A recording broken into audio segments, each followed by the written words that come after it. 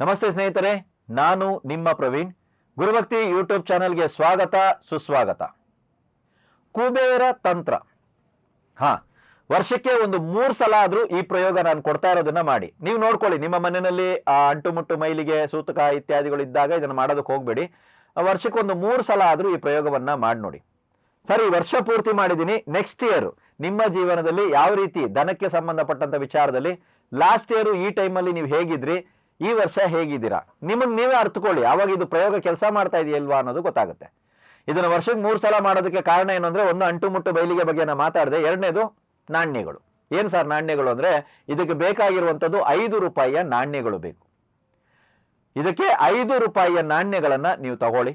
ಈ ನಾಣ್ಯಗಳು ಎಷ್ಟಿರಬೇಕು ಅಂತ ಹೇಳಿದ್ರೆ, ನಾವು ಕುಬೇರ ಶತನಾಮಾವಳಿಯನ್ನ ಪಡಿಸುವಷ್ಟು ಇರಬೇಕು. ಆಯ್ತಾ? ಅಷ್ಟು ನಾಣ್ಯಗಳನ್ನ ಇದನ್ನ ನೀವು ತಗೊಳ್ಳಿ.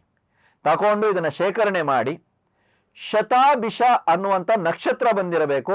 ಬೆಳಗಿನ ಜಾವ, ಯಾವುದೇ ವಾರ ಇಲ್ಲಿ, ಬೆಳಗಿನ ಜಾವ 4:15 ರಿಂದ 5:30 ಸಮಯವಿರಬೇಕು. ದೇವರ ಕೋಣೆಯಲ್ಲಿ ಒಂದು ತಟ್ಟೆ, ಒಂದು ಬಾಳೆ ಎಲೆ, ಒಂದು ಅಡಿಕೆ ಮರದ ಪ್ಲೇಟು ಏನಾದ್ರು ಒಂದು ಇಟ್ಟು ಕುಬೇರ ಶತನಾಮಾವಳಿಯನ್ನ ಹೇಳ್ತಾ ಒಂದೊಂದು ನಾಮಕ್ಕೂ ಒಂದೊಂದು ನಾಣ್ಯವನ್ನ ಅದರ ಮೇಲೆ ಇಡ್ತಾ ಬನ್ನಿ. ಇಷ್ಟೇ.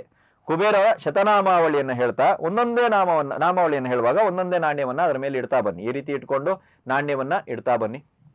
ಪರಿಪೂರ್ಣ ಆದ ನಂತರ ಸೂರ್ಯೋದಯ ಆಗುವವರೆಗೂ ಕಾಯ್ಬೇಕು ನೀವು. ಸೂರ್ಯೋದಯ ಆದ ನಂತರ ಈ ನಾಣ್ಯಗಳನ್ನ ತೆಗೆದು ಪುಟ್ಟದಾಗಿ ಒಂದು ಬಿಂದಿಗೆ, ಪುಟ್ಟದಾಗಿರುವಂತ ಯಾವ್ದಾರ ಒಂದು ಮಡಿಕೆ, ಯಾವ್ದಾರ ಒಂದು ಹುಂಡಿ ಇತ್ಯಾದಿಗಳನ್ನ ಮನೆಯಲ್ಲಿ ಇಟ್ಕೊಳ್ಳಿ. ಅದರಲ್ಲಿ ಈ ನಾಣ್ಯಗಳನ್ನ ಹಾಕಿ ಮನೆಯ ಹಾಲ್ ಎಲ್ಲಿದೆಯೋ ಆ ಹಾಲಿನ ನೈಋತ್ಯ ಮೂಲೆಯಲ್ಲಿ ಈ ಒಂದು ಬಿಂದಿಗೆಯನ್ನ ಇಟ್ಬಿಡಿ. ನೆಕ್ಸ್ಟ್ ಟೈಮ್ ಮತ್ತೆ ನೀವು ಈ ಪ್ರಯೋಗವನ್ನ ಮಾಡ್ತಾ ಇದ್ದೀರಾ ಅಂದಾಗ ಮತ್ತೆ ಆ ನಾಣ್ಯಗಳನ್ನ ಇದೇ ಬಿಂದಿಗೆನಲ್ಲೇ ನೀವು ಹಾಕ್ಬೇಕಾಗುತ್ತೆ.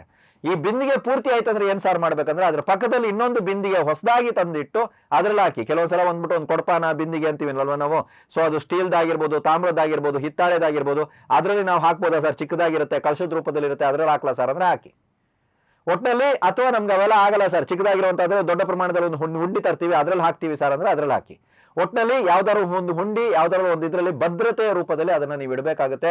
ನೈಋತ್ಯ ಮೂಲೆಯಲ್ಲಿ ಇಡಿ. ವರ್ಷಕ್ಕೆ ಒಂದು 3 ಸಲ ಶತಾಭಿಷ ನಕ್ಷತ್ರ ಬಂದಾಗ ಬೆಳಿಗ್ಗೆ 4:15 ರಿಂದ 5:30 ಬೆಳಿಗ್ಗೆ ಮುಂಜಾನೆಯಲ್ಲಿ ಈ ಪ್ರಯೋಗವನ್ನ ಮಾಡಿ ನೋಡಿ.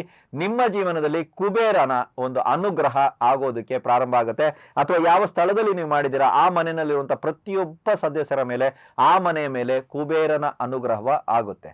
ಯಾರ್ಯಾರಿಗೆ ಕುಬೇರನ ಅನುಗ್ರಹ ಬೇಕು ಅಂತ ಆಸೆ ಪಡ್ತಿರೋ ಈ ಪುಟ್ಟ ಪ್ರಯೋಗವನ್ನ ಮಾಡಿ ನೋಡಿ.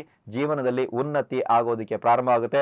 ಡೇ ಬೈ ಡೇ, ನನಗೆ ಗೊತ್ತಿಲ್ಲ, ವರ್ಷದಿಂದ ವರ್ಷಕ್ಕೆ ನಿಮ್ಮ ಜೀವನ ಅಭಿವೃದ್ಧಿ ಆಗ್ತಾ ಹೋಗ್ತದೆ. ಎಲ್ರಿಗೂ ಒಳ್ಳೇದಾಗ್ಲಿ.